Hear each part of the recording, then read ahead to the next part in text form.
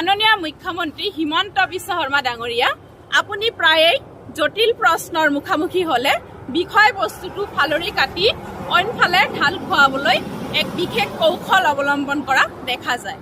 আসসালামু আলাইকুম, নমস্কাৰ। মই নাহিদা চৌধুৰী, সম্পাদিকা অসম প্ৰদেশ মহিলা কংগ্ৰেছ কমিটি। মুখ্যমন্ত্ৰী ডাঙৰীয়া, আপোনাৰ ইছ্যু ডাইভাৰ্টৰ কৌশল বৰ্তমান ৰাইজে ভালকৈ বুজি উঠিছে আৰু সেয়েহে আমি ৰাজ্যৰ সচেতন জনতাই আপোনাক এইবাৰ মূল বিষয়বস্তুৰ পৰা আঁতৰি নাযাবলৈ অনুৰোধ জনালোঁ। বৰ্তমান অসমৰ ৰাইজে আপোনাৰ পৰা বিশেষকৈ দুটা গুৰুত্বপূৰ্ণ প্ৰশ্নৰ উত্তৰ বিচাৰি আছে। প্ৰথম প্ৰশ্ন, কয়লা চিণ্ডিকেটৰ ৰজা কোন?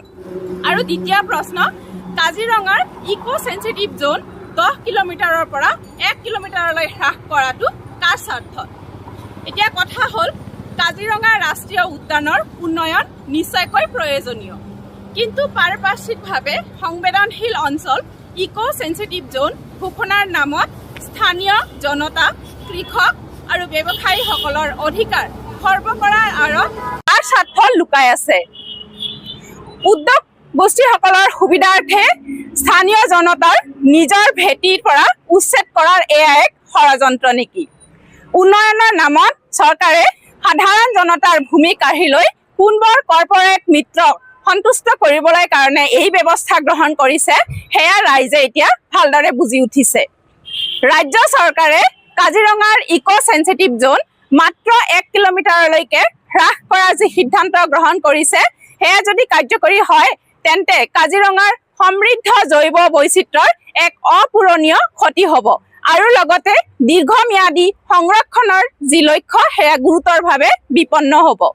আৰু এই সিদ্ধান্তৰ জৰিয়তে কাজিৰঙাৰ পাৰ্শ্বৱৰ্তী অঞ্চলসমূহ, বিশেষকৈ উদ্যানখনৰ দক্ষিণ সীমাৰ সিপাৰে কাৰ্বি আংলং দিশত চলি থকা বহু উচ্চ প্ৰদূষণকাৰী উদ্যোগ প্ৰতিষ্ঠানসমূহক এক প্ৰকাৰৰ সুৰক্ষা প্ৰদান কৰা হ'ব, যিটো নেকি এই বৃহত্তৰ অঞ্চলৰ বিশেষ ক্ষতি হোৱাৰ সম্ভাৱনা আছে।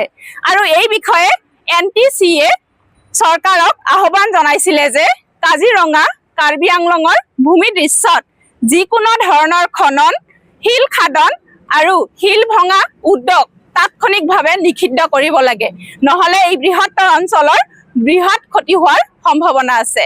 গতিকে মুখ্যমন্ত্ৰী মহোদয়, আপোনাৰ ডিজিটেল ব্যৱস্থা, সংবাদ মাধ্যমৰ সুৰুচিপূৰ্ণ ভাষণ বা অন্য কোনো বিতৰ্কিত মন্তব্যৰে এই মূল বিষয়বস্তুটো ঢাকি ৰখাৰ যি চেষ্টা, সেয়া আৰু এতিয়া সফল নহ'ব।